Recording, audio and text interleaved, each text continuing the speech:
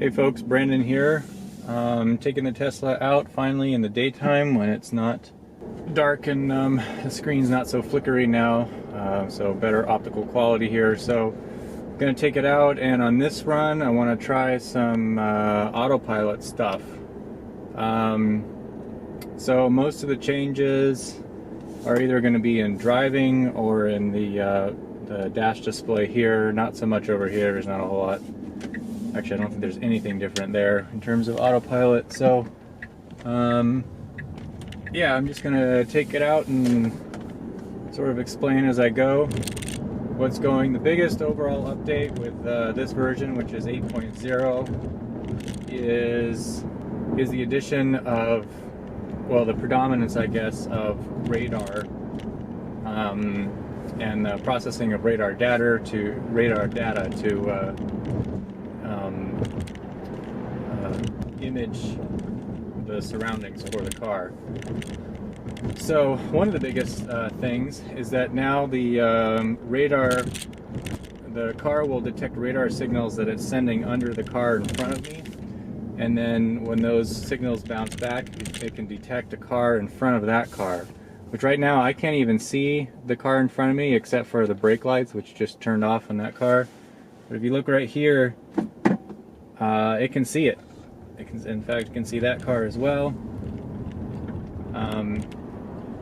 One thing you might notice is that the cars on the sides, like when a car comes, it doesn't detect that car until it's, or it doesn't detect it as a car until it's kind of almost in front of the vehicle. And I think that's because that's when the radar and the camera pick it up. Obviously there's no radar or camera on the side, so that's not gonna, it's not gonna realize it's a car until it gets to there. Maybe eventually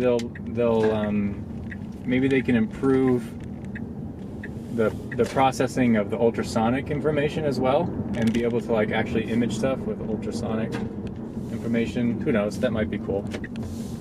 But anyway, so that's a significant improvement, because one of the pitfalls, not pitfalls, but one of the things about Autopilot in traffic situations, particularly in medium traffic, where you'll have stretches where you can go the max speed that you set, but then it needs to slow down and speed up again. It wasn't that good at it couldn't at all predict like whether the car in front was going to slow down, but a human driver could. Like you look a car ahead of you, or two cars ahead, and you look, oh, that car's slowing down, so obviously I need to slow down before even the car in front. But before, Autopilot was basically using the car immediately in front as a pacer car, and it still does, but it had no additional information in terms of speed adjustment beyond that. So yeah, so here I'm coming up behind this Prius here, and you can see that there's two cars. It's calling the Prius a Tesla. All the car icons are Teslas.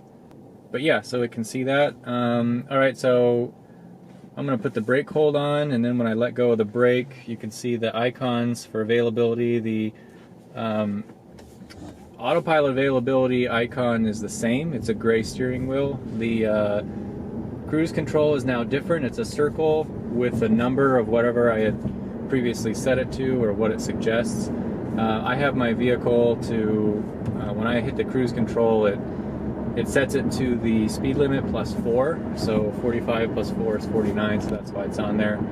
I'm going to go ahead and put cruise control on, and let's see, so it didn't set it to what I had, the speed limit just changed there, so I want it to go speed limit plus 4, so I'm going to hold the cruise control wand again, and then it'll set it to my preference. And now you can see it's a little bit different than previously. It's a blue circle. Here we're stopping because of the Prius. This is kind of an abrupt stop, which that's something that apparently Autopilot still does. So it doesn't detect the car in front of you until like maybe 100 feet. So it will stop, or at least try to, but sometimes it doesn't give itself very much time to stop. So I always keep that in mind in winter conditions because, you know, autopilot kind of stops rather abruptly, and you can't do that on slippery roads. You'll just go all over the place. Anyway, so yeah, so it tells you the max, and you can tell it's lit because it's got the blue icon. Now I'm going to turn on autopilot by double tapping, and now instead of just a blue circle, it's actually now it's a blue circle as opposed to before it was a blue steering wheel. So it is much easier to see. I don't have my hands on right now. I'm going to put my hands on the steering wheel right now. Later, I'd like to do a video of the changes now, of the alerts that it gives you for keeping your hands on the steering wheel. They're a bit more aggressive now. One of the other updates is that now if there was a car on my left lane next to me and it was kind of close, kind of hugging me a little too much, the autopilot Autosteer should actually compensate within the lane. So instead of like being so determined to be in the middle of the lane, it'll actually give a nice little buffer for that car on one side.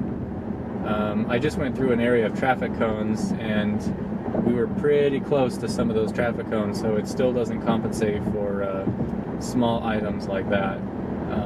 And that would include a person. It's probably not going to pick up a person like that. And this would be based on the ultrasonics. So anyway, we're cruising along. Autosteer is doing just great. Right now we're following the road markings, although it does detect that car in front. There's going to be a freeway exchange up here, so we'll get to that. Overall, in this dash area, I can't remember what this display is called. I probably should have looked that up so I actually refer to it to the correct name. But anyway, not a whole lot has changed. Actually, pretty much nothing has changed in this layout design. The only thing that's changed are alerts, the two active icons here, and then the fact that the vehicles that I'm following, instead of just always being straight and moving like this, they actually show which way those cars are turned, and it's pretty good at it. It doesn't get it every time, but that's okay. It's much improved. It's always reassuring to see what the computer. Oh, okay.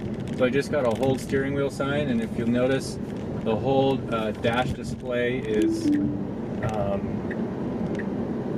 was an alert right there.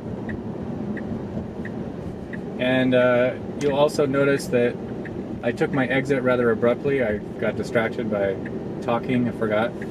And when autopilot disengaged, the autopilot icon kind of flashed in a strobe-like, or flickered, I guess, in a strobe-like manner, like blink, blink, blink, blink. And that's to indicate that, you know, hey, autopilot is now off. We knew that was coming. They said it was going to be more clear when autopilot had disengaged. I thought it was going to be more than that. I thought the audio was going to be a little bit higher or something like that, but maybe it's just a visual thing. So, okay, we're coming up to a freeway exchange. Actually, I don't think I'm going to take this one because this one has its own lane, so that's kind of cheating. All right, let's put autopilot back on. There we go. Got a curve coming up. I'm going to pass this vehicle using the blinker. Okay, it's already accelerated. Seems to engage changing lanes a little bit faster instead of hesitating as long, so that's kind of nice. Another curve coming up. Nice and smooth, just like before. So I just turned on the map, and you'll notice that all the icons disappeared. It did that automatically while I'm driving.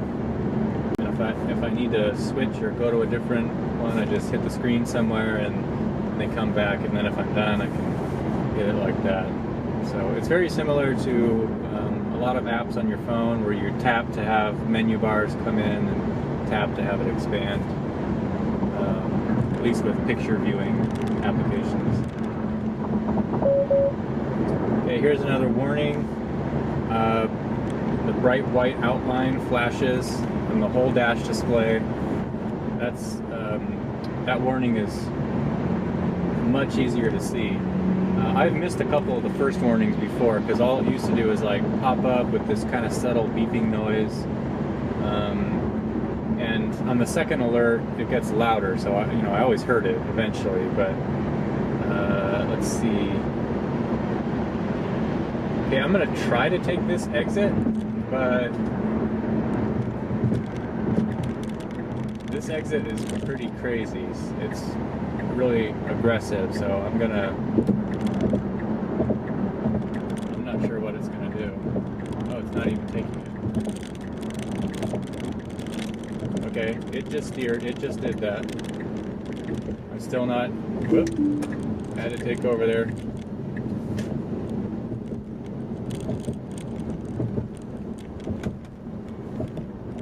So cruise control is still on, even though I took over Autosteer.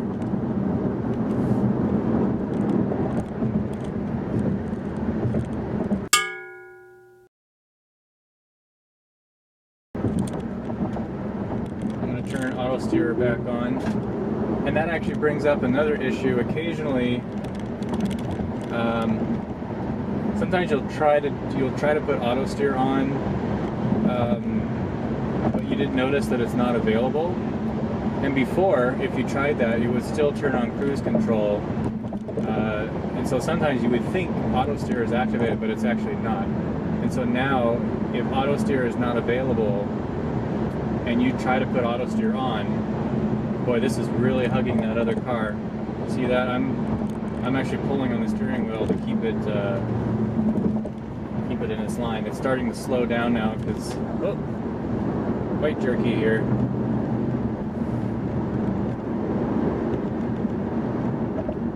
It's still in control, but it got really yeah. That was not too smooth there. Anyway, now if Autopilot is not available, but you hit the stalk twice, obviously intending to activate Autopilot, it will not activate cruise control either, just to make sure that it doesn't activate something and you don't know that it's activated. That's a good idea. So anyway, back there, during those S-curves, the car did, it maintained its route, and it didn't tell me to take over, which is pretty good, but it did have to reduce its speed, so it did realize that, but it was also going over the lines a little too much.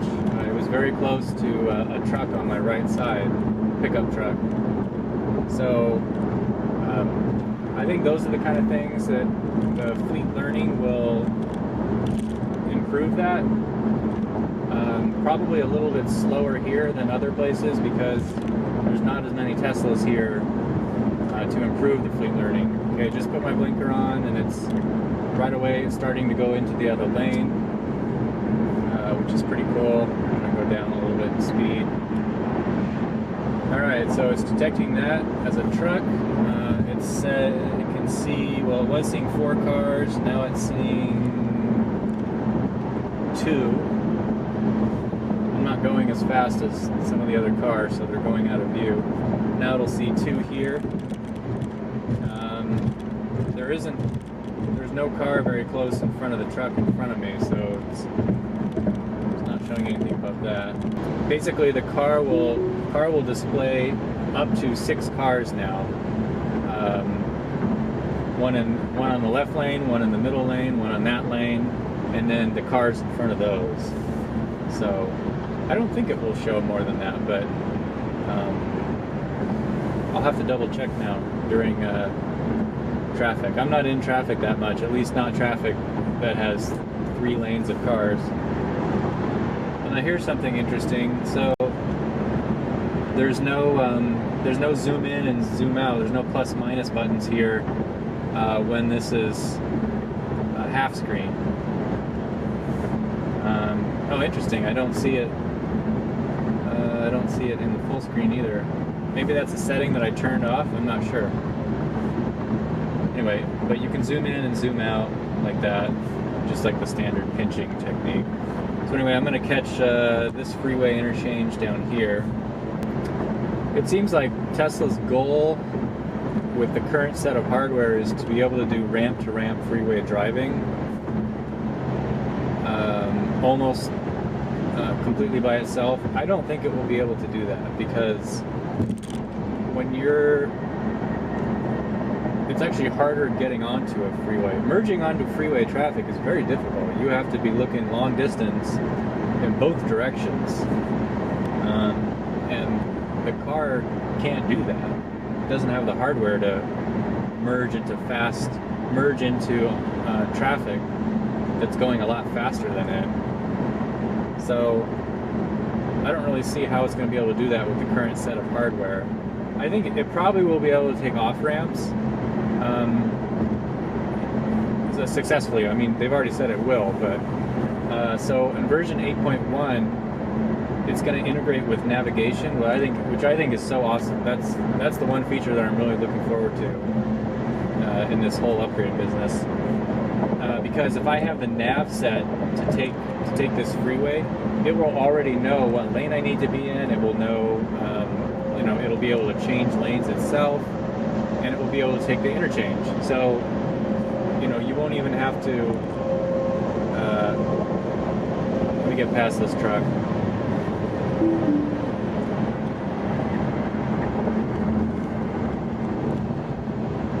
You won't even have to worry about like missing your freeway exchange. Okay, so I'm gonna just merge like normal into this lane, and I want to take east, so I gotta get back into that lane.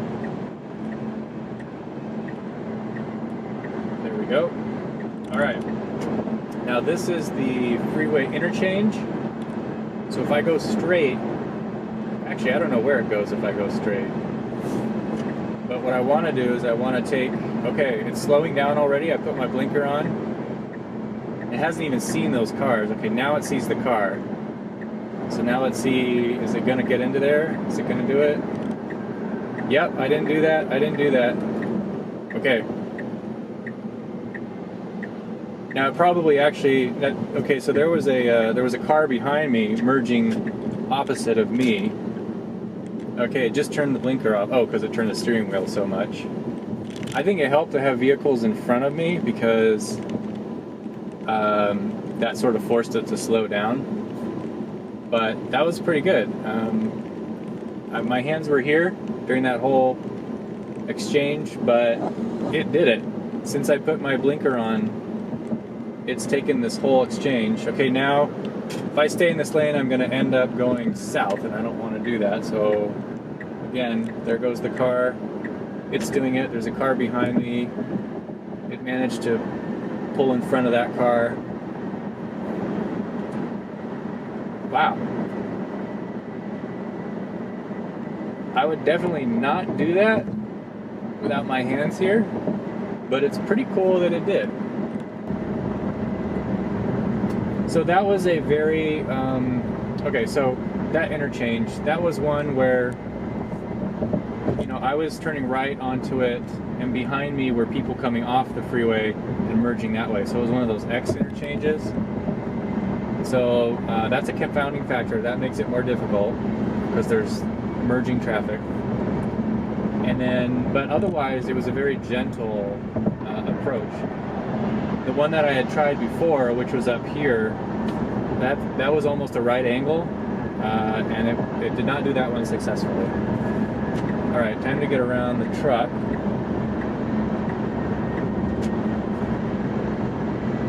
I don't know if the radar can detect something in front of a semi. I bet the semi is too long. It probably messes up the signal when it tries to send it underneath.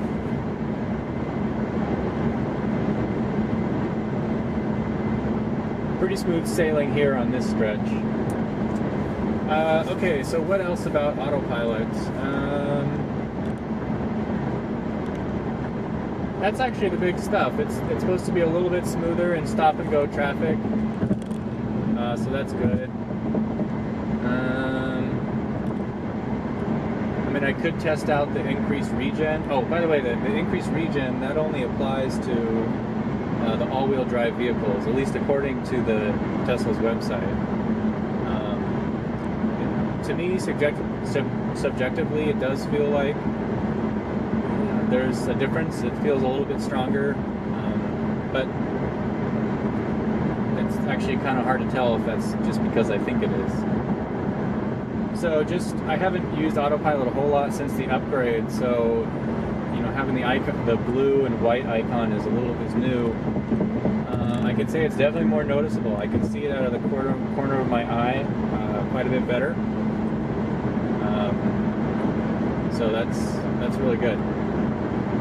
The one thing that I would actually be better is that if the road itself was actually lit up, maybe a faint blue. You don't want too much light because then at night it's gonna be distracting or something.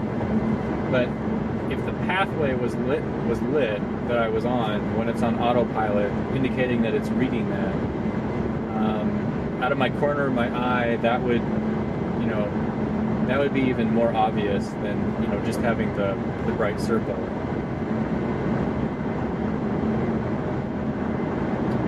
So I've got the next freeway interchange is, I don't know, another 5 miles or something, hard to judge. So I'm going to keep my hand off the steering wheel and see when it tells me to put it back on.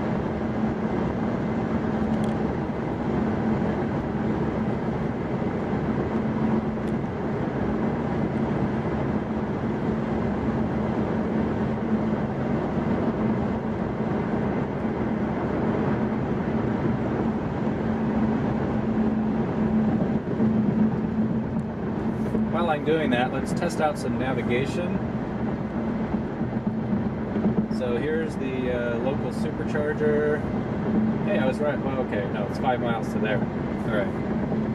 So let's go to the supercharger, and then I can also show you the new charging screen. See, this is what will be cool in 8.1 is that I wouldn't have to disengage Autopilot here. Well, I mean, I wouldn't have to use the blinking signal and manage to get it into the right lane to get to the new freeway. I think it'll be so cool if it can just merge itself. That'll be awesome.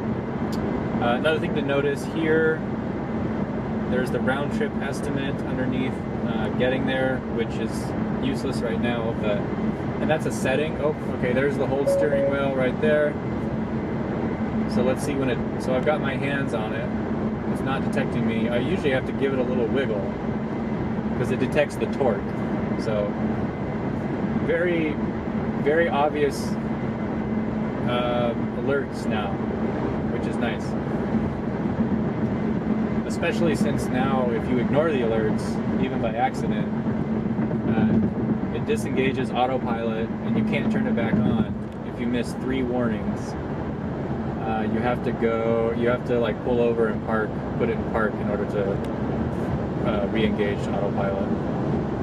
Anyway, this is a setting to, you can set it to always give a round trip energy estimate. So, which is kind of useless in the middle of a trip. But if you're parked somewhere and you're trying to figure out a single destination trip, it's very useful. Now, here's another thing that we're going to notice on the maps is that as I get closer to, well, for one, the destination, but also, like when I get off. Oh yeah, I have to move over.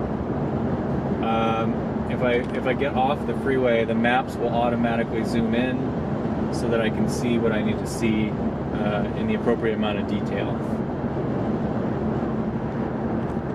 I guess I should get over.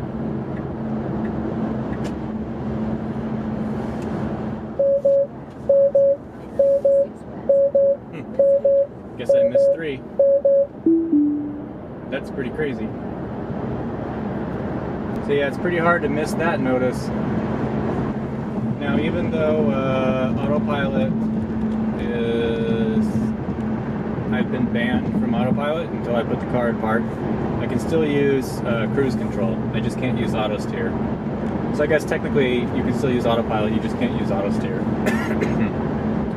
So one thing that's interesting about that, I didn't realize, so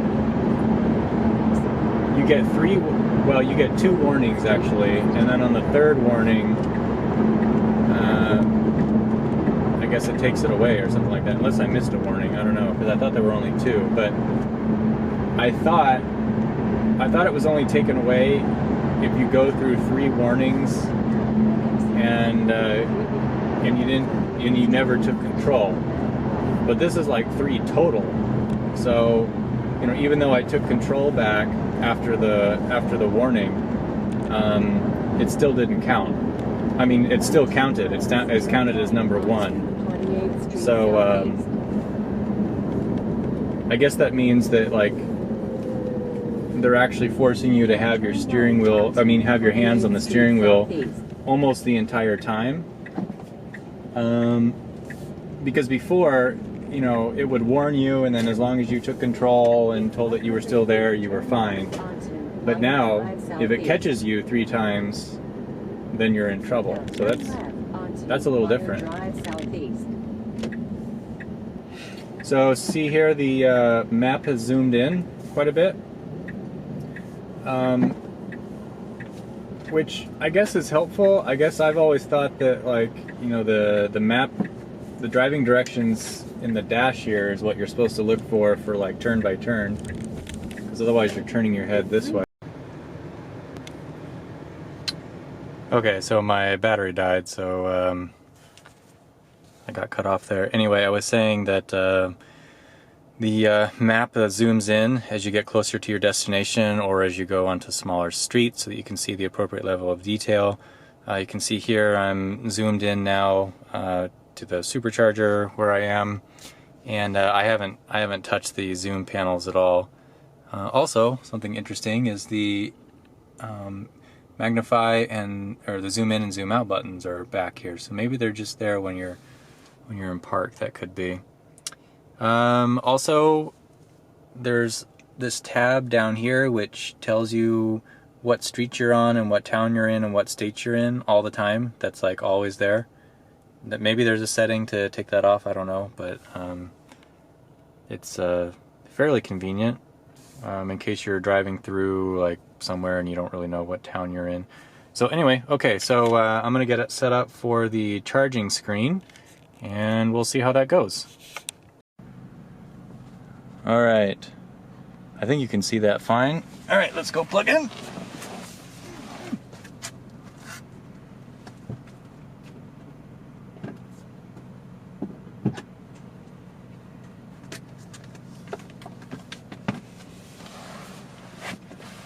Okay, there it is. That's the new, hold on, gotta close the door. That is the new screen.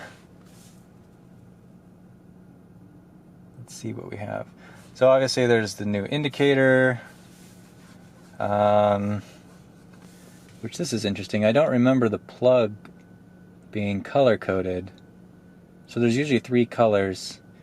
Green when it's actually charging, blue I think when it's ready to charge, and then white like when it's unlocked. And you can pull the plug in or out. There's also orange if something went wrong. So I'm wondering if this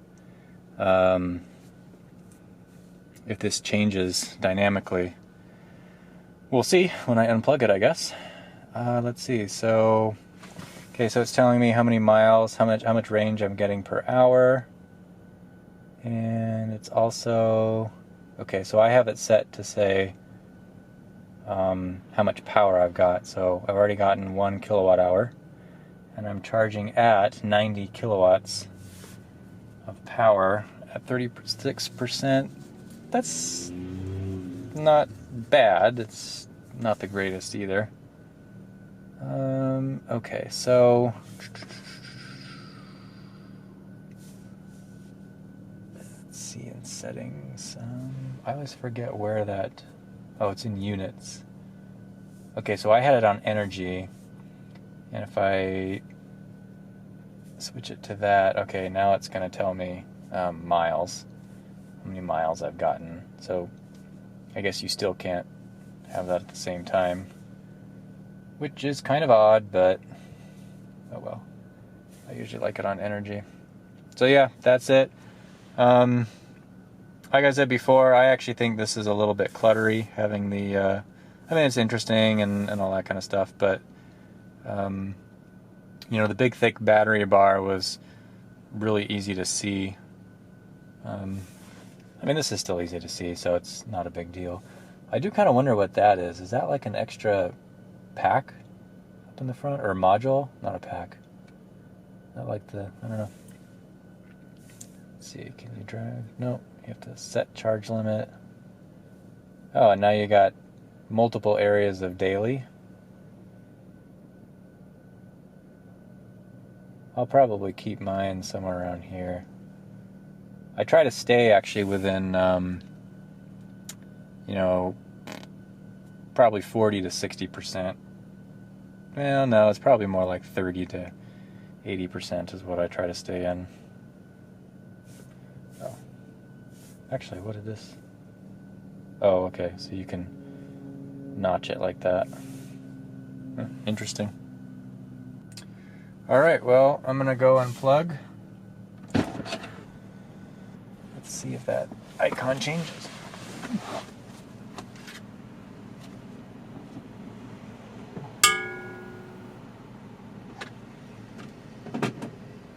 Anyway, thanks for watching. Cool stuff. More videos to come.